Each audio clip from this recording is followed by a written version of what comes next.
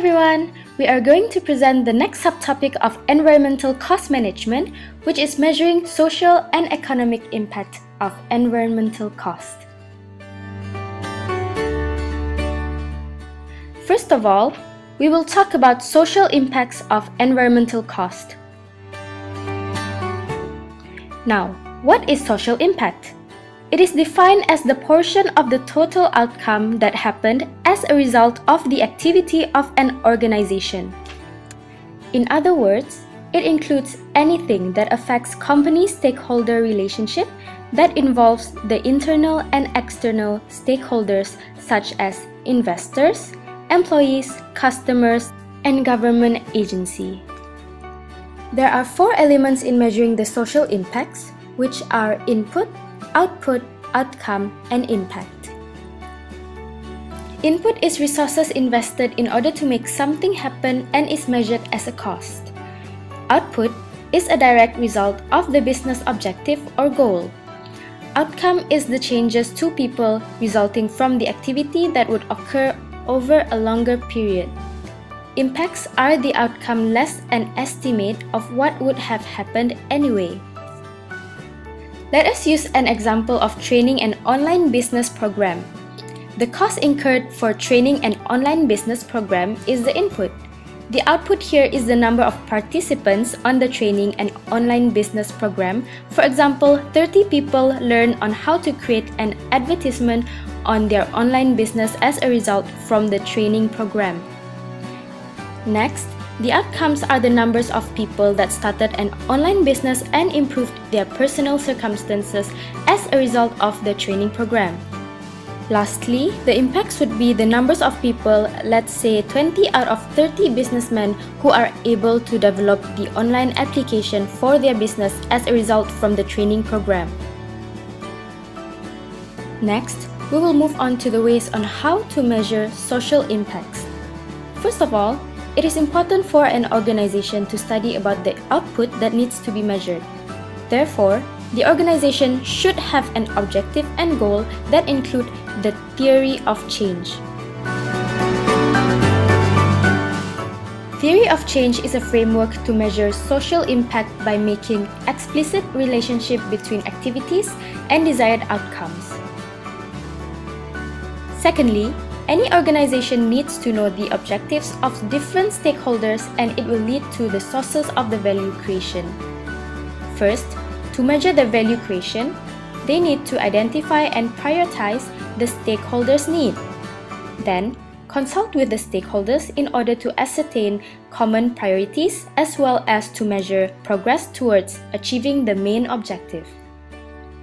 Next, they need to understand how their organization's objective match with stakeholders' objective. Lastly, the organization needs to tell the stakeholders what they are doing well, where they could improve, and what the future goals are. The third way to measure social impact is by doing the social return on investment analysis. It is a way to monetize the value of social impacts of an organization's activity or program in financial terms.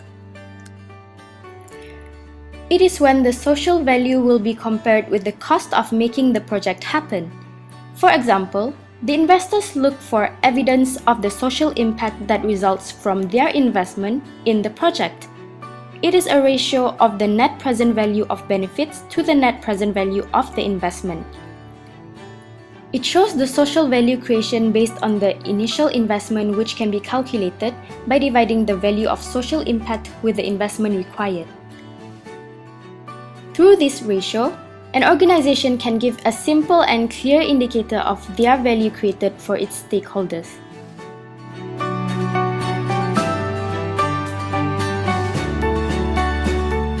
Why is it important to measure the social impact of environmental cost?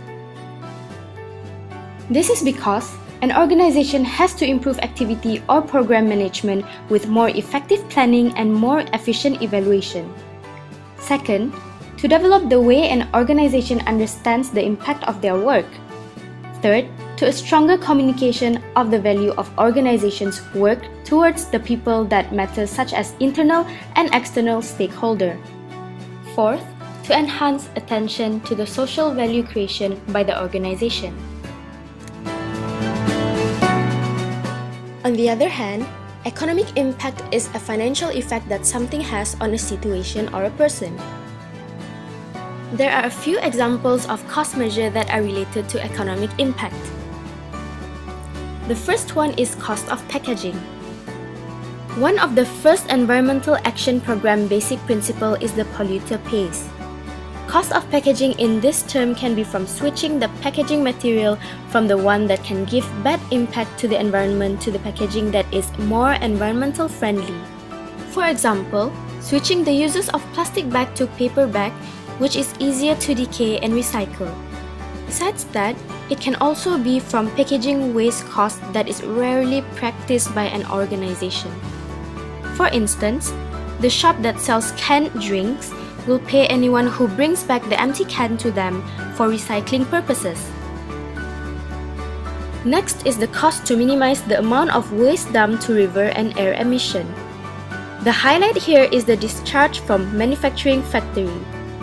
For example, the installation of electrostatic filter in the smokestack to remove dust and scrubber that is a water filter to remove harmful gases.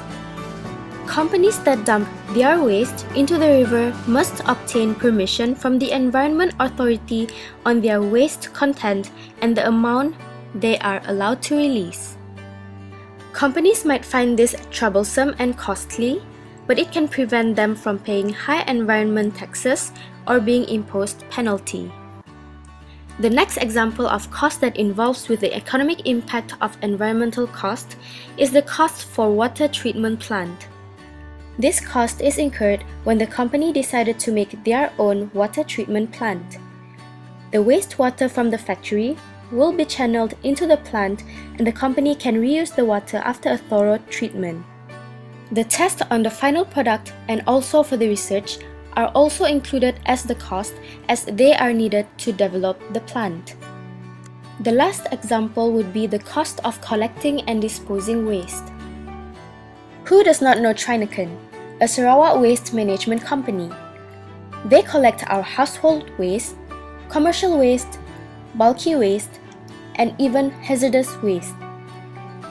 Companies incur this cost when they pay the waste management company to collect and dispose their waste for them.